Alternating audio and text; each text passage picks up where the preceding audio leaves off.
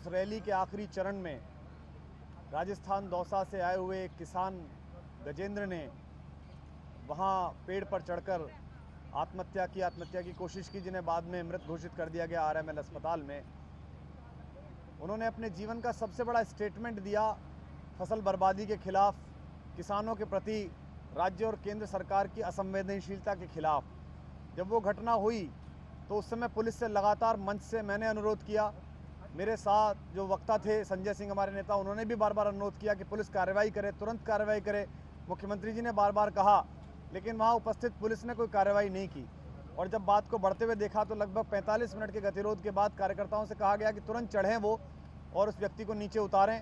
कार्यकर्ताओं के पास जितनी सूझबूझ थी ऐसे मौक़ों से आमने सामने होने के लिए, उस सूझबूझ के अनुसार उन्होंने नीचे कपड़ा लगाकर उस व्यक्ति को उतारा और उसको तुरंत अस्पताल की ओर ले गए। और किसान आंदोलन की ये रैली इसके बाद जब समाप्त हो गई तब ऑफिशियल स्टेटमेंट आरएमएल अस्पताल से आया कि अब वो उनका जीवन शेष नहीं है। लेकिन जैसे ही उनको नीचे उतारा गया, पुलिस उनको लेकर नहीं गई, कार्यकर्ता उनको लेकर गए, तुरंत अपील की गई। नीचे लोग बहुत भड़क गए थे, बहुत गुस्सा लोगों में था, उनको बार बार शांत करने की कोशिश की गई। और दिल्ली सरकार के विधायक और दिल्ली के स्वास्थ्य पार्लियामेंट्री सेक्रेटरी हेल्थ, उनको और कई साथियों को तुरंत भेजा गया कि आप आरएमएल अस्पताल की तरफ जाएं और सूचना दें। अरविंद केजरीवाल के भाषण के बाद, मुख्यमंत्री के भाषण के बाद तुरंत मुख्यमंत्री जी और उप मुख्यमंत्री आरएमएल अस्पताल में गए। एक किसान को अपने जीवन का बलिदान देकर इन सरकारों को ये सूचना देनी पड़ रही है कि उसकी फसल बर्बाद हो रही है, उसको मुआवजा नहीं मिल रहा है, उसकी ज़मीन अधिग्रहित की जा रही है, और वो भी राजधानी दिल्ली में आकर, ये बेहद दुखद है। मुझे लगता है कि किसानों के जीवन का सबसे बड़ा स्टेटमेंट गजेंद्र ने अपने बलिदान से दिया है। उससे ज़्यादा दुखद बात यह है कि जो मूल मुद्दा है उस पर ध्यान नहीं दिया जा रहा है। हमारे मीडिया के विमर्श में हमारे भारतीय जनता पार्टी के प्रवक्ताओं ने जिस तरह की भाषा बोली है इस घटना के बाद, आम आदमी पार्टी को, अरविंद केजरीवाल को जिस तरह अपशब्द बोले हैं, वो हमें सब स्वीकार हैं। हम हो सकता है नक्सलियों, हम हो सकता है आतंकवादियों, आप पिछले 2 साल से कह रहे हैं, पर वो व्यक्ति अपनी बात कहकर गया, उसको तो सुन लीजिए। कम से कम एक अन्नदाता अपनी बात कहकर गया है कि उसकी फसल बर्बाद हो गई, उसे मुआवजा मिलना चाहिए, वो तो कम से कम सुन लीजिए। तो हम देश की राजनीतिक पार्टी जो है उनसे अनुरोध करते हैं, हो सकता है आप हमसे विपक्ष में राजनीति करते हो सकता है हम आपसे विपक्ष में राजनीति करते हो, पर कृपा पूर्वक एक किसान जो अपने जीवन का सबसे बड़ा वक्तव्य देकर गया है कि मैं परेशान हूं, मैं अब जीवित नहीं रह सकता, आपकी इन सरकारों के आदेशों के बीच आप मुआवजा नहीं देते हैं, आप अरबपतियों को बेल आउट पैकेज दे देते हैं उनकी कंपनियों के लिए, कम से कम उसकी तो बात सुन लीजिए। एक दूसरे पर दोषारोपण बाद में हो जाएगा। जहां तक ये बात चल रही है कि संवेदनशीलता कितनी दिखाई गई, कितनी नहीं दिखाई गई, उस समय जो माहौल था उसमें इतना ज़्यादा नाराज़गी लोगों में थी कि लगातार संवाद करके उन्हें शांत किया गया, तुरंत भेजा गया। और हम सब ये बार बार मना रहे थे, ईश्वर से प्रार्थना कर रहे थे कि किसी तरह उनका जीवन बचे। और वहाँ जाते जाते भी बार बार आप सबके चैनल्स पर जो ट्वीट आ रहे थे वो ये आ रहे थे कि क्रिटिकल हालत है, और हम सोच रहे थे कि डॉक्टर्स के पास जल्दी से जल्दी पहुँचा दें हमारे कार्यकर्ता, जल्दी से जल्दी हमारे पार्लियामेंट्री सेक्रेटरी स्वास्थ्य पहुँचकर अधिकतम सुविधाएं उपलब्ध कराने की कोशिश करें ताकि किसी प्रकार उस अन्नदाता का जीवन बच सके। लेकिन रैली के समापन के बाद ये सूचना आई आरएमएल से कि उसको नहीं बचाया जा सका। और जैसे ही मनीष भाई बोलने खड़े हुए, अरविंद जी ने भी कहा कि अगर उसने प्रयास किया है तो हम बहुत इस बात पर दुखी हैं कि उसने अपने जीवन को देने का प्रयास किया। हम तुरंत इस रैली के बाद आरएमएल जा रहे हैं और आरएमएल पहुँचे भी। मैं उम्मीद करता हूँ देश की सारी पॉलिटिकल क्लास से, जो केंद्र में सत्ता में है उस भारतीय जनता पार्टी से भी, जो विपक्ष में होकर किसान हितैषी होने का स्वांग कर रहे हैं उस कांग्रेस से भी, कि कृपा पूर्वक इस मुद्दे पर राजनीति मत करिए। कृपा पूर्वक गजेंद्र जो अपनी आखिरी बात कहकर गया है कि मेरी फसल बर्बाद हो गई है, मैं कैसे जीऊँ, उसको पूरा कर दीजिए। जैसे दिल्ली ने 50,000 रुपये एकड़ का एक छोटा सा प्रयास करिए, आप भी अपने राज्यों में कर दीजिए। सकारात्मक काम करिए, नकारात्मक राजनीतियाँ बंद करिए। इस देश का किसान भारी संख्या में आत्महत्या कर रहा है। विदर्भ में 301 किसान पिछले 3 महीने में आत्महत्या कर चुके हैं। वो तो आम आदमी पार्टी की रैली में नहीं आए थे, उन्होंने तो कुएं में लटक कर जान दे दी। बागपत में जहां से कृषि मंत्री चौधरी चरण सिंह और देश के प्रधानमंत्री किसानों के बेटे आते थे, वहां एक खेत में एक आदमी फसल बर्बाद देकर दौरा पड़ने से मर गया। संजय भाई वहां होकर आए। तो हम इस बात पर बहुत दुखी हैं कि एक व्यक्ति ने राजस्थान सरकार और केंद्र सरकार की अराजकतावादी नीतियों के खिलाफ आकर अपने जीवन को देकर एक वक्तव्य दिया। हम दिवंगत आत्मा की शांति की कामना करते हैं और हम उसके बलिदान को भरोसा दिलाते हैं कि हम किसान विरोधी इस अधिग्रहण बिल के खिलाफ लगातार आंदोलन जारी रखेंगे। और दिल्ली की तरह अगर कहीं व्यवस्था में हम इस योग्य हुए कि किसान का दर्द समझ सकते हों, तो हम किसान को उसकी जो भी वरेण्य है वो उसे दिलाने की कोशिश करेंगे, जो दिल्ली में हमने यथाशीघ्र कोशिश की। पर हम बाकी पॉलिटिकल पार्टी से भी अनुरोध करते हैं, चुनाव आते जाते रहेंगे, वहाँ आप हमें नक्सली कहिए, आतंकवादी कहिए, दुष्ट कहिए, नीच कहिए, सब चलेगा, लेकिन एक किसान ने अपनी बात कही है और हम उसे बचा नहीं पाए, सब मिलकर, आप भी और हम भी सब मिलकर नहीं बचा पाए। तो आइए इस पर एक कम से कम एक राय बनाएं आज से कि इस किसान अधिग्रहण बिल को वापस लें, इस भूमि अधिग्रहण बिल को, और किसानों के मुआवजे दिए जाएं। डॉक्टर साहब 80 मिनट तक वो कार्यकर्ता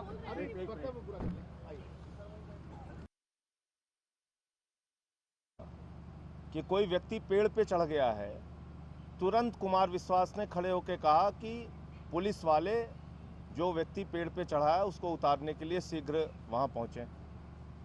बार बार ये कहते रहे, फिर मैं खड़ा हुआ, मैंने कहा कि ये पुलिस की असंवेदनशीलता है, एक व्यक्ति पेड़ पे चढ़ा है उसको बचाइए, पहुंच के बचाइए, बार बार कहते रहे। और आपके कैमरे मौजूद थे, आप दिखा सकते हैं कि एक भी पुलिस वाला वहां नहीं पहुंचा। जब कोई पुलिस वाला वहां नहीं पहुंचा, फिर मैंने अपने कार्यकर्ताओं से अपील की, कार्यकर्ताओं से कहा कि कार्यकर्ता वहां पहुंचे और उसको बचाएं। फिर हमारे कार्यकर्ता ही चढ़े, अंत तक पुलिस नहीं चढ़ी, ये सच आप भी जानते हैं। कार्यकर्ता ही पेड़ पे चढ़े, कार्यकर्ताओं ने ही उसे बचाया, और कार्यकर्ताओं ने बचा के जब नीचे वो व्यक्ति लाया गया, उसके बाद उसको अस्पताल ले जाने के लिए हम लोगों ने तुरंत मंच से खड़े होकर ये कहा कि कोई भी पुलिस के साथ अभद्रता नहीं करेगा, कोई भी कहा सुनी नहीं करेगा, इसका जीवन बचाना महत्वपूर्ण है। ये आपके कैमरे में कैद होगा, दिखा दीजिएगा, इसका जीवन बचाना महत्वपूर्ण है, रास्ता दीजिए, इसको अस्पताल जाने दीजिए। अपने कार्यकर्ताओं को हम लोग रोकते रहे। कहा यह जा रहा है कि रैली क्यों नहीं रोक दी गई। आप इस मॉब मेंटेलिटी को समझते हैं। हम अपील वहां से खड़े होकर करते रहे कि कार्यकर्ता कोई बदसलूकी पुलिस से ना करे, झगड़ा ना करे, आक्रोश में आके, गुस्से में आके कोई पुलिस के साथ हाथापाई ना हो जाए। ऐसे गुस्से में कुछ भी, अगर वहां से लोग उतर के बीच में चले जाते, पता नहीं क्या घटना हो जाती, कितनी भगदड़ हो जाती, कितनी मारपीट की स्थिति पैदा हो जाती। फिर आप दोष देते कि हमारी वजह से वहाँ एक भगदड़ की स्थिति पैदा हुई। आप सारे लोगों के कैमरे मौजूद थे, आपने पूरा एक एक सच देखा है। और जब रैली खत्म हुई उसके बाद हम लोगों को जानकारी मिली, और जैसे ही हमारे कार्यकर्ता उसको हॉस्पिटल लेके गए, मंच पर parliamentary secretary health Rajesh Gupta ji जो हमारे एमएलए हैं वो बैठे थे, वो गए, सोमनाथ भारती एमएलए हैं वो गए, 2-3 हमारे एमएलए वहाँ से उठ के हॉस्पिटल गए कि उसका ठीक से केयर हो सके, इसको देखा जाए। फिर जैसे ही रैली ख़त्म हुई, सूचना आई कि उसी दौरान सूचना आई कि वो मृत घोषित कर दिया गया आरएमएल हॉस्पिटल में। उसी समय तुरंत मुख्यमंत्री जी और उप मुख्यमंत्री वहाँ पर हॉस्पिटल चले गए। मैं ये सिर्फ आप लोगों के माध्यम से कहना चाहता हूँ, उसके मुद्दे आज भी उतने ही महत्वपूर्ण हैं। वो अपना जीवन त्याग के इस देश से, दुनिया से चला गया, और उसने ये सवाल उठाए, उसके 3 बच्चे भूखे हैं, उसको घर से निकाल दिया गया है, फसल बर्बादी के कारण उसके पिता ने उसको घर से निकाल दिया गया। हम उन्हीं की बात कर रहे हैं, उन्हीं किसानों के मुद्दे को उठा रहे हैं। उन मुद्दों को उठाइए। ये भूमि अधिग्रहण बिल का काला कानून इस देश के अंदर न बनने पाए, इसमें आपका सहयोग ज़्यादा अपेक्षित है, उसमें आपकी भूमिका ज़्यादा अपेक्षित है। हमने कभी भी संवेदनहीनता न दिखाई है, न दिखाएंगे, और आज भी हमने पूरी संवेदनशीलता का परिचय दिया। ये आप भी जानते हैं कि किसी पुलिस वाले ने उस युवक को नहीं बचाया, हमारे कार्यकर्ता ही ऊपर चढ़ के और अपना जो भी प्रयास वो कर सकते थे उसका जीवन बचाने के लिए उन्होंने किया। तो कृपा करके जिस तरह से भारतीय जनता पार्टी इस पे राजनीति कर रही है और टारगेट करने की हमको कोशिश कर रही है, वो लोग सवाल उठा रहे हैं, वो हमें असंवेदनशील कह रहे हैं। जिन्होंने अपने चुनावी रैली के दौरान पटना के अंदर मोदी जी रैली कर रहे थे, बम ब्लास्ट हो रहा था, लोग मर रहे थे, अपना पूरा चुनावी भाषण करके वो फिर गए, वो हमें असंवेदनशील कह रहे हैं। हमने पूरी संवेदनशीलता का परिचय दिया। अगर रैली रोक के कोई साथी नीचे उतरता, निश्चित रूप से वहाँ भड़कती, मारपीट की स्थिति पैदा होती, बहुत बुरी स्थिति वहाँ पैदा हो सकती थी। उसको बचाने के लिए, उसको रोकने के लिए हम लोगों ने पूरी संवेदनशीलता का परिचय देते हुए अपना काम किया। कोई संसद मार्च भी नहीं किया, हजारों की तादाद में आए थे। मैंने खुद अपील किया कि नहीं, लॉ एंड ऑर्डर कोई डिस्टर्ब नहीं करेगा, सब लोग अपने अपने घर वापस जाइए, और अगर परमिशन नहीं मिली हम संसद मार्च भी नहीं किए। तो सिर्फ राजनीति के लिए राजनीति करना अच्छी बात नहीं है। अगर उस किसान ने कुछ मुद्दे उठाए हैं, भूमि अधिग्रहण के सवाल को, फसलों की बर्बादी के सवाल को, उस पर सरकार को संवेदनशीलता का परिचय दिखाते हुए कार्रवाई करनी चाहिए। ये आरोप प्रत्यारोप का खेल बंद करना चाहिए। संजय जी,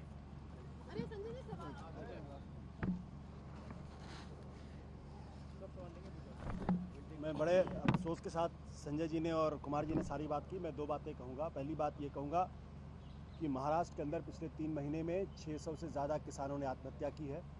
अकेले नागपुर शहर में, जहाँ से वहाँ के मुख्यमंत्री आते हैं देवेंद्र फडणवीस, वहाँ 300 से ज़्यादा किसानों ने आत्महत्या की है। ये मैं सिर्फ महाराष्ट्र के बारे में बता रहा हूँ पिछले 3 महीने में। और एक किसान को जो राजस्थान का रहने वाला है, उसको दिल्ली आके उसने आत्महत्या की है। ये भूमि अधिग्रहण बिल कितना खतरनाक है, फसल कितनी बुरी स्थिति है, किसान के प्रति सरकारों की संवेदनशीलता कितनी खराब है, ये इस बात का प्रमाण है। मैं सबसे हाथ जोड़कर अपील करना चाहता हूँ, मीडिया से भी और तमाम लोगों से, कि इस पूरे मसले पर राजनीति नहीं होनी चाहिए। इस पर गंभीरता से चर्चा होनी चाहिए सारे मीडिया हाउसेज में, टीवी चैनल्स में, अखबारों के अंदर, कि आखिर दिल्ली आकर एक किसान को आत्महत्या करने की नौबत क्यों आती है।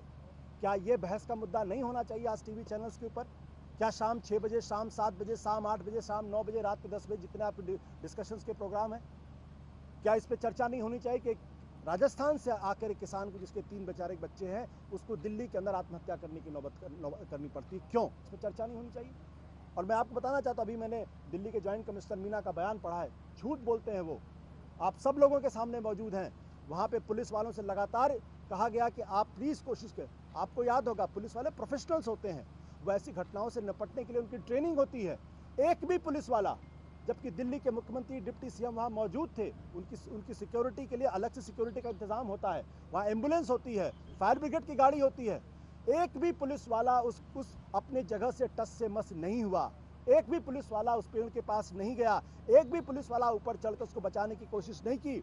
हमारे वॉलंटियर्स ने जान पर खेलकर उसको बचाने की कोशिश की। ये दुर्भाग्य की बात है कि हम अंत तक उसको नहीं बचा पाए। मैं आज आपके सामने अपील करना चाहता हूं कि दिल्ली के जो उस इलाके के जो पुलिस के इंचार्ज हैं, उनके खिलाफ फौरन कड़ी से कड़ी कार्रवाई होनी चाहिए। अपने कर्तव्य से विमुख होने का इससे बड़ा प्रमाण, इससे बड़ा नतीजा नहीं हो सकता है। पुलिस के लोग जो झूठ बोल रहे हैं, मामले को बरगलाने की कोशिश कर रहे हैं, और दिल्ली की पुलिस सीधे गृह मंत्रालय के अधीन आती है। इस मामले पे जांच से काम नहीं चलेगा। सब कुछ मीडिया के सामने, मीडिया की आंखों के सामने हुआ है। पुलिस मुख्यमंत्री की मौजूदगी में, मुख्यमंत्री की सिक्योरिटी के बावजूद भी अगर कोई पुलिस वाला नहीं जा रहा उसको बचाने के लिए, बहुत गंभीर मसला है। और पुलिस डिपार्टमेंट के जो हेड हैं, उनमें किसी न किसी का हेड रोल होना चाहिए। जब तक रोल नहीं होगा तब तक काम नहीं चलेगा। दिल्ली के मुख्यमंत्री भी वहाँ मौजूद थे। अगर दिल्ली की पुलिस जिम्मेदार है तो क्या मुख्यमंत्री गुनहगार नहीं है? क्या मुख्यमंत्री को वो कोशिश नहीं करनी चाहिए थी? जब वो पिछले दिनों हमने देखा कि वो कनेक्शन जोड़ सकते हैं, छोड़ सकते हैं, तो ये क्या वहाँ अगर चले जाते तो ये सरोज जी, मानती हूँ पुलिस जिम्मेदार। सरोज जी, आपका सवाल मैं समझ गया, आपका सवाल मैं समझ गया। ये अरविंद जी की गलती है कि अरविंद जी फौरन मंच से नहीं उतरे। ये अरविंद जी की गलती है फौरन वो पेड़ पे नहीं चढ़े। ये अरविंद जी की गलती है कि वो शाखाओं पे नहीं गए। दिल्ली के मुख्यमंत्री को ये काम करना चाहिए था। मैं उम्मीद अगली बार अगर ऐसा होगा तो मैं दिल्ली के मुख्यमंत्री जी से कहूँगा कि वो पेड़ पे खुद चढ़ें, खुद पे उस पे जाके शाखाओं पे जाएं, उस आदमी को आत्महत्या करने से रोकें। आशुतोष जी, तकरीबन 80 मिनट तक वो शख्स चढ़ा रहा उस पेड़ पे, जो आई विटनेस है वो कहते हैं। आप सारे लीडर्स थे, क्यों वो रैली कंटिन्यू हुई? आप, मैं मानती हूँ उस वक्त आपको डेथ का नहीं पता था, लेकिन क्रिटिकल भी थे। रैली, मुख्यमंत्री बैठे हैं, डेप्यूटी सीएम, रैली बंद कर देनी चाहिए थी वहाँ पे। क्यों रैली कंटिन्यू?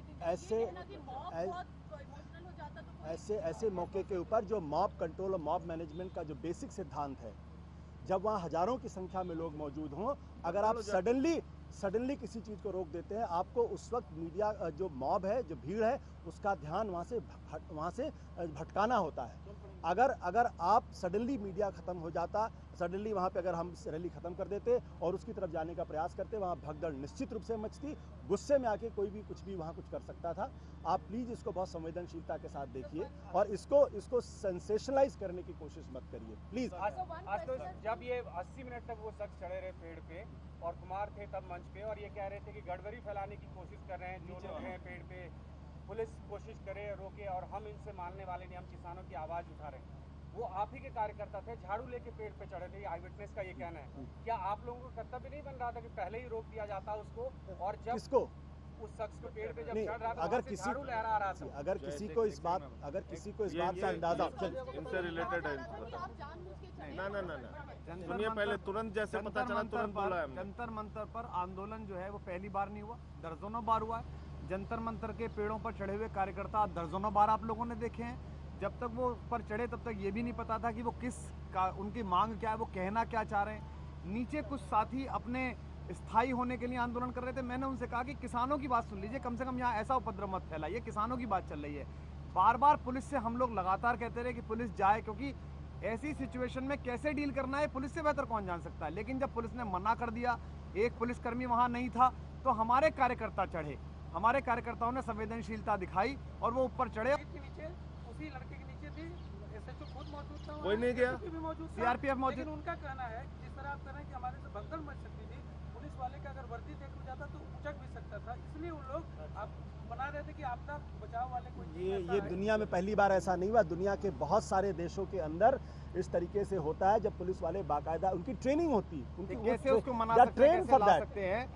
उसको बातचीत की जाती है, उसका ध्यान भटकाया जाता है, उसको इंगेज किया जाता है, उससे निगोशिएट किया जाता है। ये सारी ट्रेनिंग का हिस्सा है। हमारा वॉलंटियर जो चढ़ा उसको तो पेड़ पे चढ़ने की ट्रेनिंग नहीं थी। पुलिस को बाकायदा ट्रेन किया जाता है, अगर ऐसी स्थिति पैदा हो जाए जहाँ पे आत्महत्या का आमादा हो तो आप उसका ध्यान भटकाइए, उसको इंगेज करिए, ताकि वो उस काम को करने में कोशिश ना करो, पीछे से कोई दूसरा आदमी जाके आपके एक आह्वान पे हजारों लोग आ जाते हैं इस तरह की रैली में। वो आम आदमी पार्टी के कार्यकर्ता थे, अगर आप लोग भाषण रोक के अगर वहाँ जाते उनको अपनी बात कहते तो शायद वो मान जाती। ये ज्यादा उचित नहीं होता, आपको नहीं लग रहा है? देखिए, नीचे उतरते ही तो कहा जा रहा है कि वहाँ भगदड़ की स्थिति होती जो है। लड़के ऊपर चढ़े उनमें से भी कोई गिर नहीं मान रहे। जो लड़के ऊपर चढ़े हमारे कार्यकर्ता, उनको पेड़ पे चढ़ने का अभ्यास नहीं था, उनमें भी कोई गिर सकता था, उसके साथ भी कुछ हो सकता था, फिर भी वो अपनी जान हथेली पे लेकर ऊपर चढ़े। फिर भी हमने तुरंत कहा, हमारा कहना यह है, अभी हमारे भारतीय जनता पार्टी के प्रवक्ता पिछले 25 मिनट मैंने एक चैनल पर देखा, गालियां दे रहे थे हमको, अपशब्द बोल रहे थे। कृपा पूर्वक बोलें, जारी रखें, बहुत वर्ष से बोल रहे हैं। लेकिन गजेंद्र का स्टेटमेंट क्या है? वो जो 300 लोग नागपुर में मरे वो तो आम आदमी पार्टी के रहने, तो उनका स्टेटमेंट क्या है? उनका स्टेटमेंट है किसान का मुआवजा, उनका स्टेटमेंट है भूमि अधिग्रहण। और जो हमारे पत्रकार साथी अभी से चैनल पर देख रहे होंगे, वे सब वहां मौजूद थे। अब मैं आपसे ये पूछने लगूं कि आप कैमरा छोड़ के क्यों नहीं चढ़े? आपको फुटेज क्यों चाहिए थी? आपको अपनी TRP बढ़ानी थी? ऐसा नहीं है, आप अपना काम कर रहे थे, कार्यकर्ता अपना काम कर रहा था, पुलिस ने अपना काम नहीं किया और हमने उसे तुरंत भिजवाया। तब तक ये सूचना थी कि वो क्रिटिकल हैं। लास्ट में सूचना आई जब रैली निपटने की कगार पर थी, जब अरविंद बोल चुके थे कि वो नहीं रहे, तो तुरंत वहां सरकार पहुंची और हमारे स्वास्थ्य के जो पार्लियामेंट्री सेक्रेटरी है वो तभी पहुंच गए। देखिए, हालत ये थी कि वहाँ यहाँ तक कि अस्पताल ले जाने का काम हमारे वॉलंटियर्स ने किया। हमारे वॉलंटियर्स ने उसको अस्पताल ले जाने का काम किया, पुलिस ने अस्पताल ले जाने का काम नहीं किया। अगर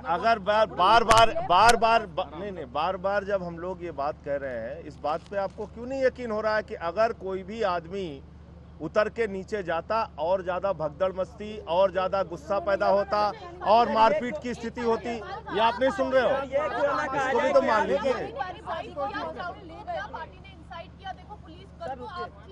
सर ये क्यों ना कहा जाए कि आप राजनीति नहीं कर रहे हो, क्योंकि वसुंधरा और मोदी का आपने पोस्टर तैयार करवा दिया। खबरों की दुनिया में आइए, हमारे साथ कहीं भी और कभी भी जुड़िए।